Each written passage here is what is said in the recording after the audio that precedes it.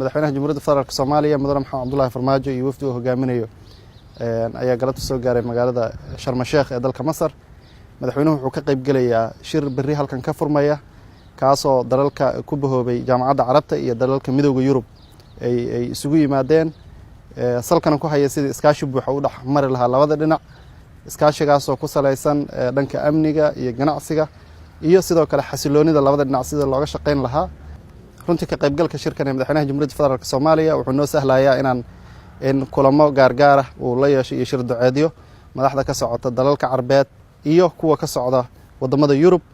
waxaan rajaynaynaa insha Allah madaxda uu madaxweynuhu la kulmi doono labada dhinac inaan kala hadalno oo la meel dhigno sidii ay u sii joogteyn lahaayeen una xoojin lahaayeen iskaashiga ay la wadaagaan Soomaaliya iyo taageerada ay la garab istaagaan dawladda Soomaaliya. Waa mahadsantihiin.